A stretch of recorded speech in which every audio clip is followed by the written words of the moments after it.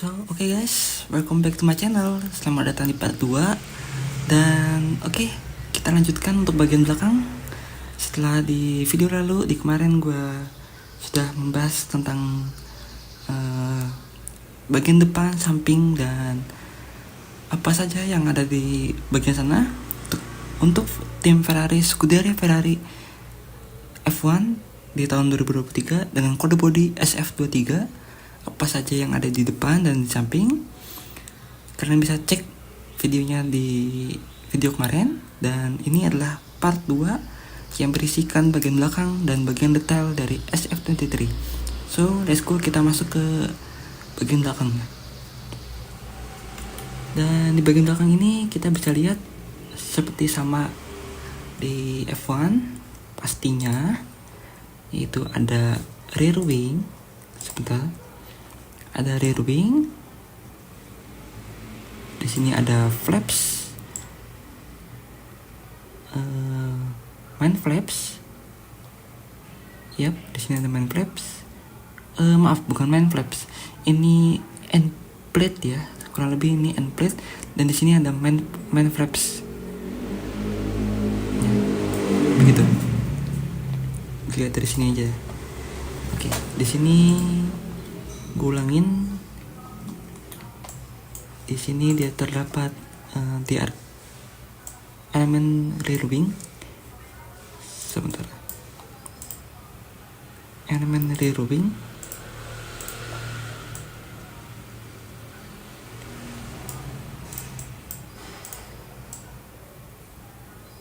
Rear wing ini terbagi antara dua bagian, yaitu di sini dia adalah yang pertama, ini adalah main flaps, bukan main flaps, end plate. Dan di sini bawahnya, di bagian sini bawahnya adalah end plate, main flaps. Kebalik-balik ya, karena susah namanya, bedanya susah. Jadi yang pertama ini adalah end plate, yang kedua ini adalah main flaps. Nah, di selain itu terdapat ada beam wing yang sama seperti kemarin di Alfa Romeo, terdapat beam wing. Dan di sini terdapat diffuser knalpot. Dan di sini ada lampu indikator belakang ya, untuk peringatan ke belakang pengendara, driver lain. Dan di sini terdapat main flaps. Di sini terdapat DRS yang kita ketahui kemarin. DRS ini akan terbuka, jadi hanya sebagian sini saja yang terbuka. Hanya bagian sini saja yang terbuka, dan di sini tidak terbuka. Hanya bagian sini saja yang tengah yang terbuka. Dan di sini ada beam wing. Di sini juga ada diffuser. Gua akan bahas dulu untuk singkat untuk DRS ini. Sistem DRS di Ferrari ini dia bentuknya seperti ini. Kalau dilihat dari depan, dia bentuknya seperti ini. Nah, dia bentuknya seperti ini. Jadi hanya bagian ini saja yang terbuka. Ini saja ditulisan dalam Ferrari saja yang terbuka. Jadi ini saja yang terbuka. Dan di situ terbuka, di area terbuka, flaps open. Jadi bagian sini tidak terbuka. Nah, di bagian sini shape-nya untuk DRS, untuk rear wing dari Ferrari, shape-nya dia bentuknya seperti ini. Dia ada bagian yang tinggi dan ada bagian yang rendah. Di bagian rendah ini dia mensuplai udara angin banyak, mensuplai udara banyak untuk menuju ke area flaps ini. Jadi dia mengaup atau mengambil udara banyak di bagian situ untuk diteruskan ke area flaps terbuka tersebut, DRS. Dan area yang naik ini, di area yang naik ini, di atasnya dia tidak terbuka. Jadi dia pas di sini, dia di sini tidak terbuka, sehingga ya untuk menstabilkan udara yang tidak masuk ke DRS tersebut. Dan di sini dia terdapat shape yang turun begini dan terbuka, dan dia ada sisi rendah dan naik turunnya. Yang pas bagian rendahnya di tengahnya itu dia untuk mensuplai udara masuk ke DRS-nya tersebut dan memperkuat area downforce, memperkuat area kinerja downforce untuk mensuplai udara ketika flaps tersebut tertutup. Kita masuk ke, dan di sini ada beam wing. Di sini dia pasti anginnya naik ke atas. Oke, kita lihat di bagian belakang lagi ya. Di sini kita balik lagi ke belakang. Oke, bagian tadi DRS ya. Jadi sistemnya dia airflow-nya dia naik ke atas begini.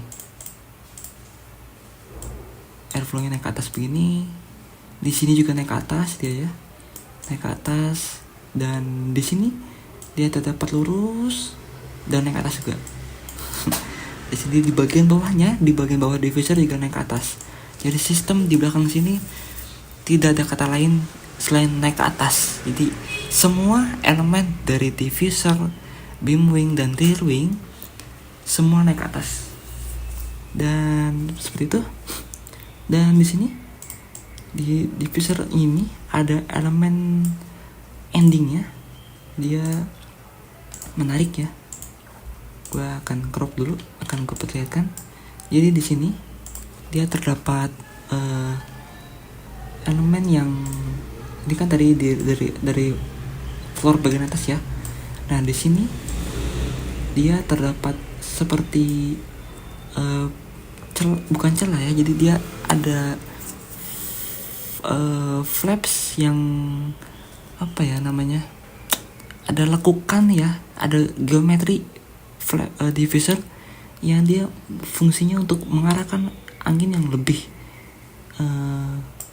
Jadi dia bentuknya seperti ini. Nah, dia bentuknya seperti itu.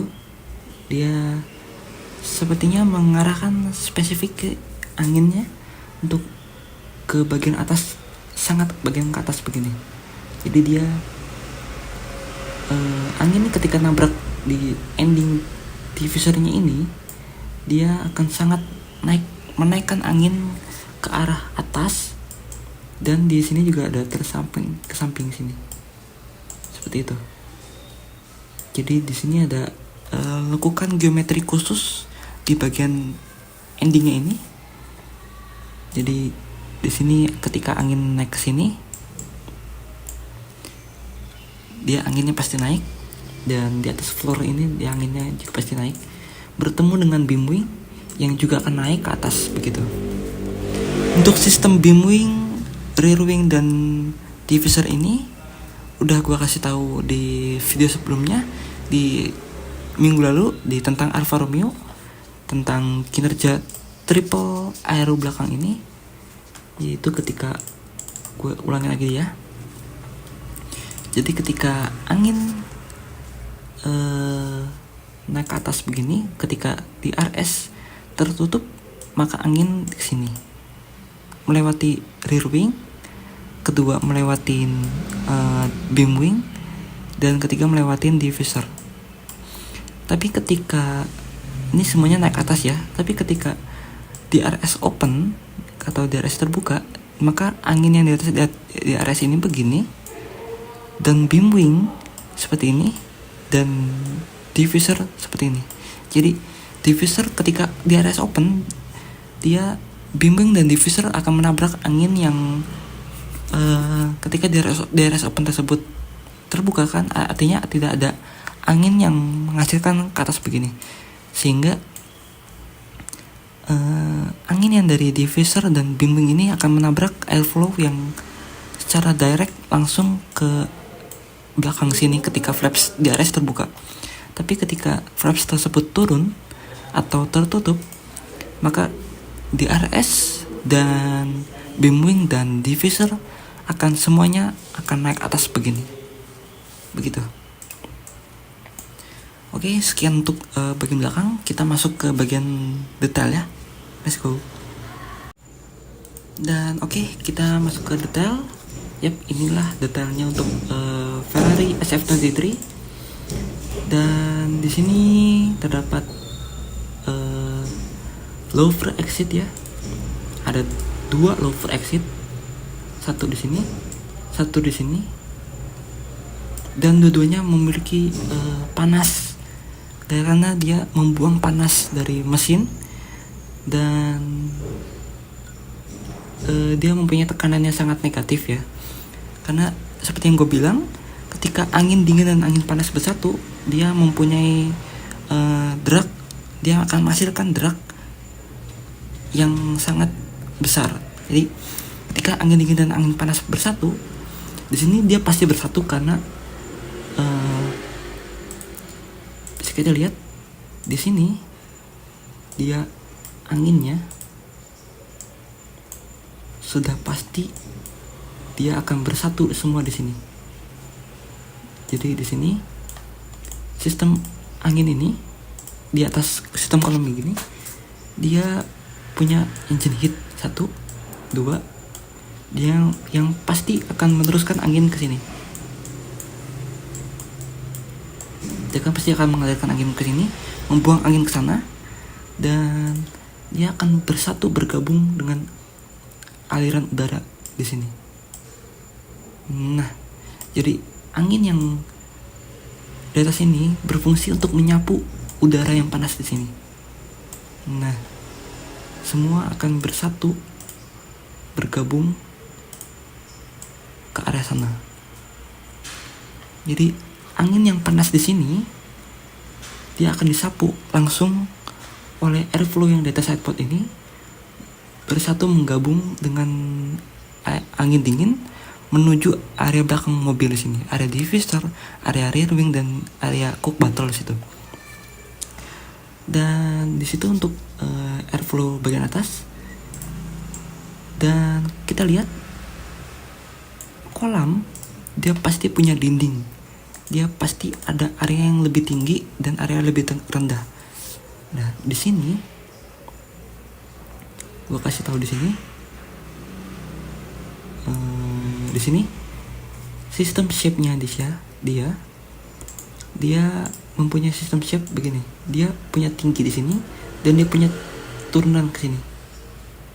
Nah, jadi dia ada terjunannya, ada sistem tebingnya di sini. Dia terjun ke bawah sini. Nah, dia begini. Jadi ada yang menutup di sini. Begitu. Dan kenapa sistem set pot kolam begini yang mencekung ke dalam begini, dia tidak cekatan atau sensitif terhadap perubahan angin, karena yaitu angin yang di dalam set pot ini dia tidak bisa secara direct langsung keluar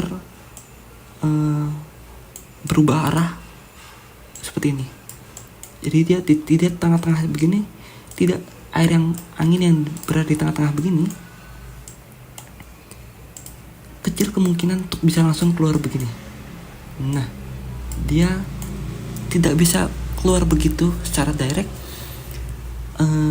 karena ya itu tadi, karena adanya tebing di sini, sehingga udara tersebut terkurung di dalam setpot tersebut, di area celah setpot tersebut, sehingga angin tersebut penuh. Ketika angin tersebut penuh dan mobil berubah arah, angin tersebut tidak bisa langsung tumpah di tengah-tengah sini, tapi dia harus melewati angin tersebut, dinding tersebut, dan keluar lewat sini. Begitu. Dan ya, untuk detailnya seperti itu. Dan di sini mungkin kalian lihat di sini terdapat lubang ya. Di sini terdapat lubang. Begini. Di sini terdapat lubang. Ini adalah lubang keluar angin. Keluar angin berarti ada angin yang masuk. Di mana? Kita lihat ke depan.